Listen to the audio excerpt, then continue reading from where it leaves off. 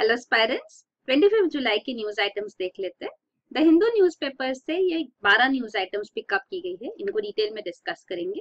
पहली news item है NIA arrest 7 Jammu and Kashmir separatist leaders for creating unrest. तो ये है नेशनल इन्वेस्टिगेशन एजेंसी।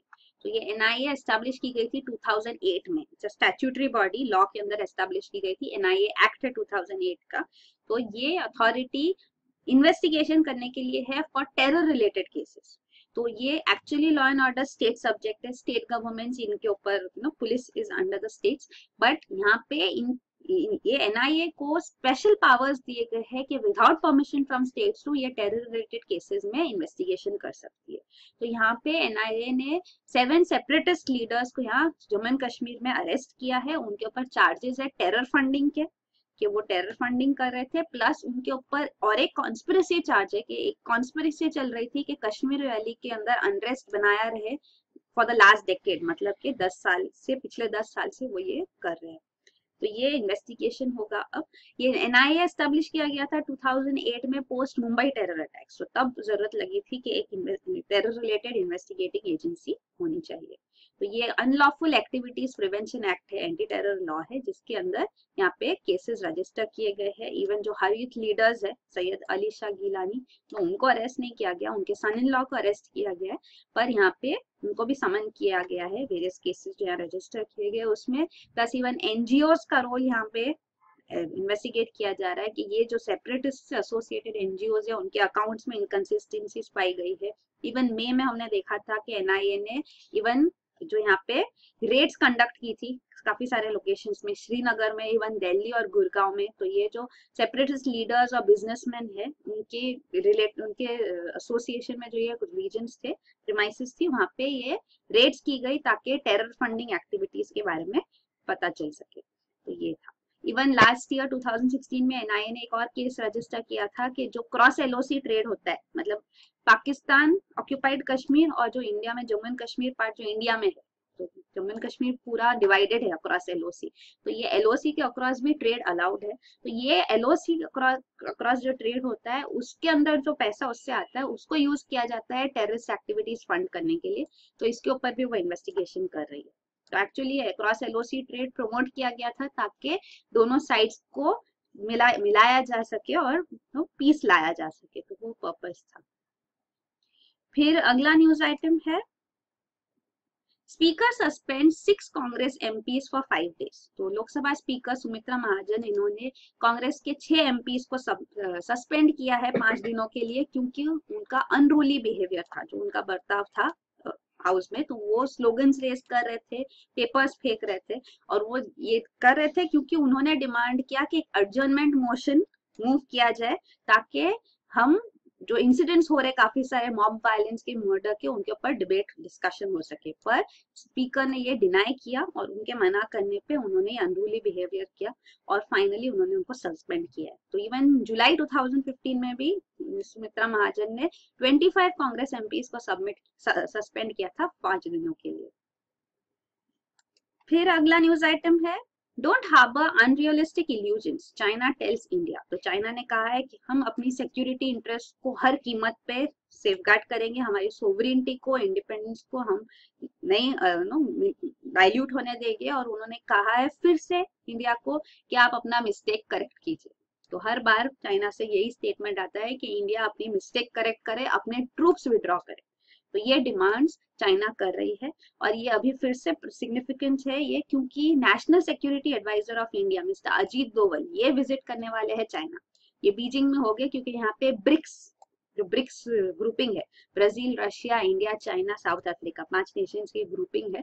तो ब्रिक्स ग्रुपिंग का नेशनल सिक्योरिटी एडवाइजर्स मीटिंग होने वाला है बीजिंग में in the end of July. तो ये 27-28 जुलाई को मीटिंग है। तो वहां पे जब वो होने वाले हैं तो टॉक्स तो मना किया है क्योंकि फॉर्मल टॉक्स नहीं होने वाली है, कोई फॉर्मल मीटिंग नहीं होने वाली है, पर ऑन द साइडलाइंस डिस्कशंस होंगे कि ये डेडलॉक ब्रेक किया जा सके, ये एक्सपेक्टेड है। क्योंकि चाइना ने कहा है कि हम नहीं होल्ड करेंगे टॉक्स जब तक इंडिया अपने ट्रूप्स विड्रॉ नहीं कर देती। तो वो उन्होंने प्री कंडीशन रखा है टॉक्स के लिए। फिर अगला है mount Abu scales a record in rainfall. तो राजस्थान जो एक डेजर्ट स्टेट है, वहां पे अब हम देख रहे हैं कि इतना रेनफॉल हो रहा है कि वहां पे फ्लड लाइक सिचुएशंस हो गए काफी सारे रीजन्स में। इवन माउंट आबू जो राजस्थान का ओनली हिल स्टेशन है, यहाँ पे भी रेनफॉल हुई है 770 mm पिछले 24 घंटों में। ये अनप्रेसिडेंटेड है, इतनी हैवी रेनफॉल यहाँ कभी पहले हुई नहीं है। मैक्सिमम रेनफॉल एवर हो सकती है ये यहाँ पे हुई हो। और यहाँ पे ऑफकोर्स फ्लडिंग नहीं हुई क्योंकि ये हिल स्टेशन है, तो फ्लड वाटर अक्यूमुलेट नहीं हो सकता। पर ये जो 770 mm है, it is compared with Mumbai floods, जो मुंबई में 2005 में फ्लड्स हुए थे जुलाई में, तो वो 26 जुलाई जो कहते हैं, तो वो अराउंड 944 और 644 mm था 26 और 27 जुलाई। ये है। और इवन चेन्नई फ्लड्स जो हुए थे 2015 में, वो अराउंड 1049 mm फ्लड वाटर था, रेनफॉल था। तो ये है। और ये जो एक्सट्रीम इवेंट्स हो रहे हैं, हम देख रहे हैं कि रेनफॉल कहाँ बहुत ज्यादा हो रही है ये या बहुत कम होती है, ये इसलिए हो रहा है क्योंकि ग्लोबल वार्मिंग हो रही है, टेम्परेचर्स राइज हो रहे हैं। और इंडिया में भी जो अक्रॉस इंडिया टेम्परेचर्स इंक्रीज हो रहे हैं, स्पाइक इन टेम्परेचर्स मतलब इंक्रीज इन टेम्परेचर्स जो हो रहे हैं पिछले कुछ सालों से, इस वजह से यहाँ पे मानसून भी अफेक्ट हो रहा है। तो है। फिर अगला है मानसून वीकन्स अक्रॉस कर्नाटका। तो अक्रॉस द कंट्री हम देख रहे हैं काफी सारे रीजन्स में फ्लड लाइक सिचुएशंस हुए हैं, असम में, उड़ीसा, बंगाल, इवन इन राजस्थान जो अभी हमने देखा, महाराष्ट्र, यहाँ पे जो रेनफॉल हो रही है ज्यादा। पर कर्नाटका में सिचुएशन सेम नहीं है। थोड़े रीजन्स में नॉर्मल रेनफॉल हुई है, जैसे ये नॉर्थ इंटीरियर कर्नाटका और कोस्टल कर्नाटका, पर साउथ इंटीरियर कर्नाटका में रेनफॉल डेफिशिएंट हुई है। तो ये कम रेनफॉल की वजह से, ये कावेरी बेसिन रीजन है, तो यहाँ पे कावेरी रिवर वाटर भी डेफिशिएंट रहा है। और कर्नाटका के ऊपर प्रेशर है कि वो तमिलनाडु को वाटर अलाउ करे। तो वो शेयरिंग ऑफ वाटर का जो डिस्प्यूट है, इस कंटेक्स्ट में इम्पोर्टेंट है कि यहाँ पे अभी भी रेनफॉल डेफिशिएंट है। तो कर्नाटका के ओवर मानसून इनिशिएट हुई थी जुलाई 19 को, पर ऑलरेडी ये वीकन हो चुकी है। तो यहाँ पे ये कंसर्न रेज किए जा रहे हैं। फिर अगला है Gangotri glacier retreated 0.15 square kilometre इन 9 years, गवर्नमेंट।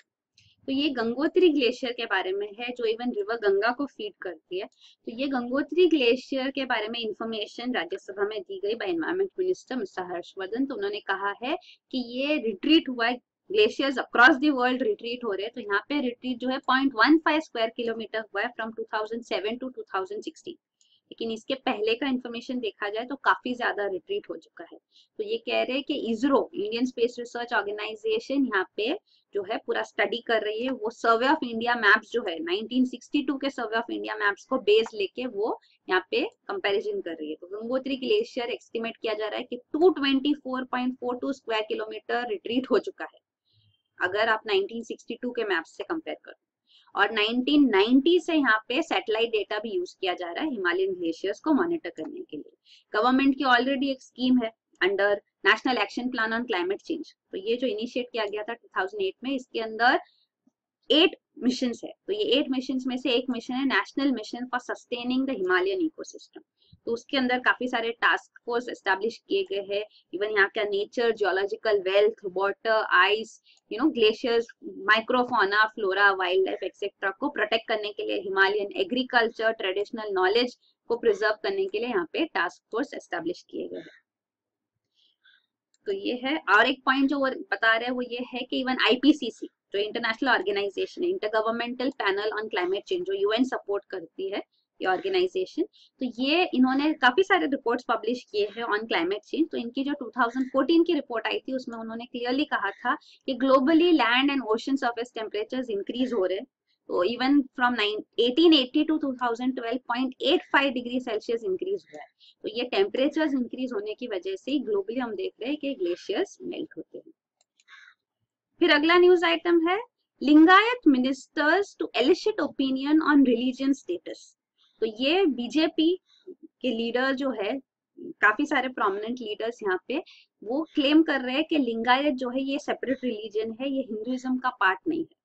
तो बीजेपी एक्चुअली पावर में नहीं है in Karnataka, Congress is in power. और यहाँ पे जो बीजेपी के लीडर है BS येदियुरप्पा, वो क्लेम करते हैं कि नहीं, लिंगायत और वीरशैवा दोनों एक ही रिलीजन है और दोनों पार्ट ऑफ हिंदुइज्म है।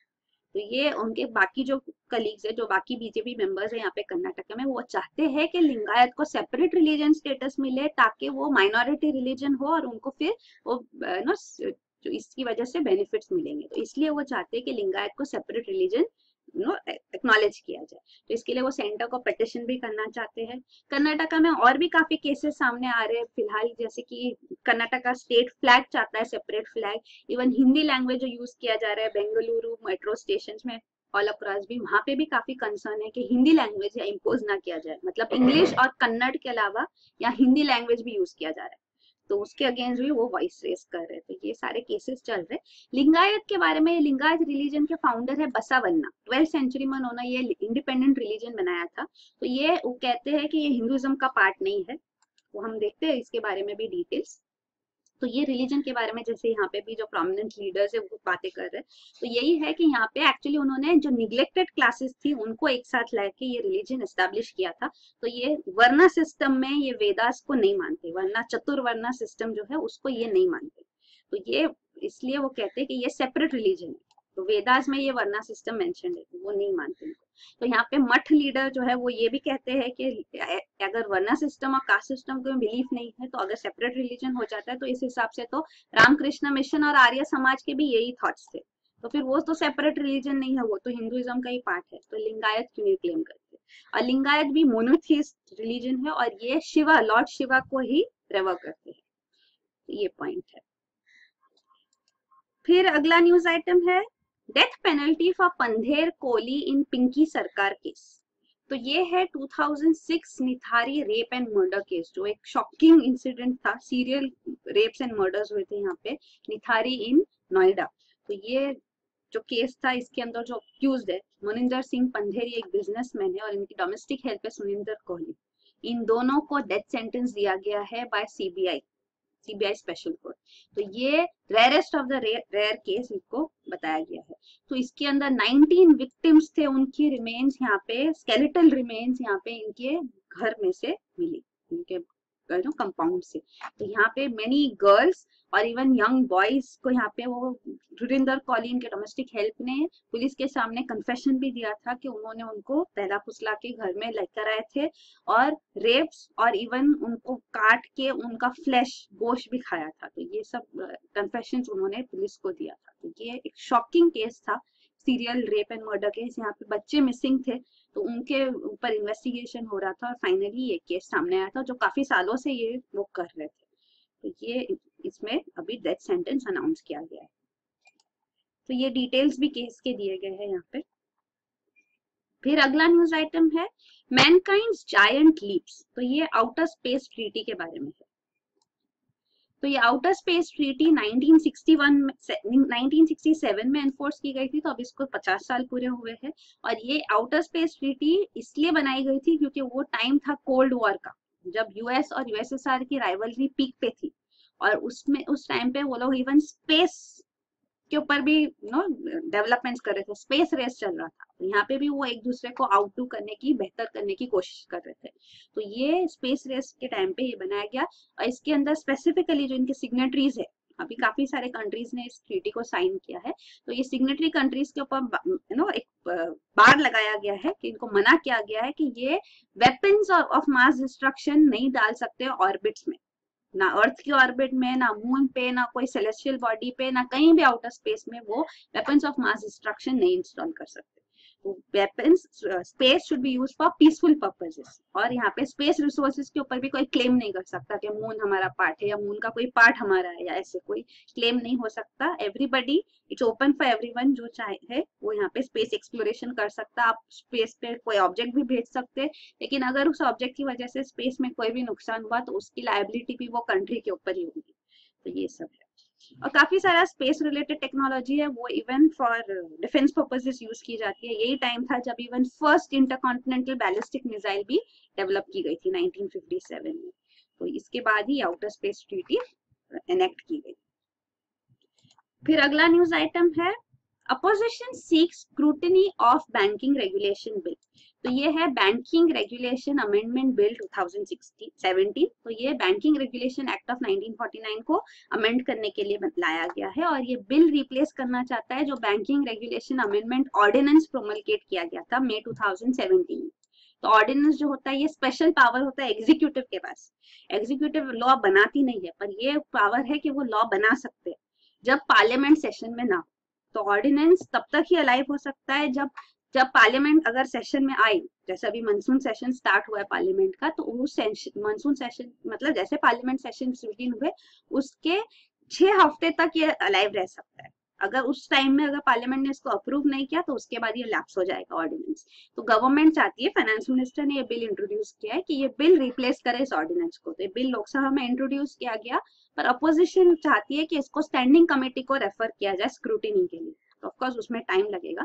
मेजर प्रोविजंस जो बिल में है वो है कि RBI stress assets problem resolve कर सके, उसके लिए उनको पावर्स दिए गए, तो उनको अथॉरिटीज दी गई है। आरबीआई डायरेक्टिव्स इशू कर सकते हैं रेजोल्यूशन करने के लिए, स्ट्रेस एसेट्स रेजोल्यूशन के लिए। इवन बैंकिंग कंपनीज को और कमिटीज अपॉइंट कर सकते हैं, अथॉरिटीज अपॉइंट कर सकते हैं। इवन हमने रिसेंटली भी जैसे देखा है IBBI, insolvency and bankruptcy board of India को भी काफी प्रोमिनेंट स्ट्रेस एसेट केसेस जो 12 ऐसे केसेस रेफर किए गए हैं। फिर अगला न्यूज आइटम है Vodafone India deal gets competition nod. तो ये एक्चुअली कंपटीशन पैनल का नॉट मिला है, मतलब कंपटीशन कमीशन ऑफ इंडिया जो एंटी कॉम्पिटिटिव प्रैक्टिसेस के अगेंस्ट सेफगार्ड करती है। तो ये एंटी ट्रस्ट रेगुलेटर, जो इंटरनेशनली इसको एंटी ट्रस्ट रेगुलेटर कहा जाता है, कि कंपटीशन जो है उसको मेंटेन किया जाए। तो यहाँ पे मर्जर्स एंड एक्विजिशंस भी जो होते हैं, एमएनएस जो कहते हैं, इनको भी ये अप्रूव करती है। तो यहाँ पे जो मेजर मर्जर्स एंड एक्विजिशन है, ये वोडाफोन और आइडिया ने एक्चुअली मार्च 2017 में अनाउंस किया था कि वो अपने ऑपरेशंस मर्ज करेगी यहाँ पे। तो ये $23 बिलियन डील थी। तो ये एक्चुअली मर्जर के बाद कंट्री का बिगेस्ट टेलीकॉम प्लेयर बन जाएगी। प्रेजेंटली एयरटेल है, तो ये एयरटेल को ओवरटेक करेंगे। और स्पेसिफिकली जो रिलायंस जियो न्यू एंट्रेंट है टेलीकॉम सेक्टर में, उनका जो प्राइस वॉर इनिशिएट किया गया उसको रिस्पॉन्ड करने के ये दोनों मर्ज हो रहे थे। तो यहाँ पे कंपटीशन कमीशन ऑफ इंडिया का अप्रूवल सीख किया जा रहा था, और अब न्यूज ये है कि अप्रूवल इनको मिल गया है।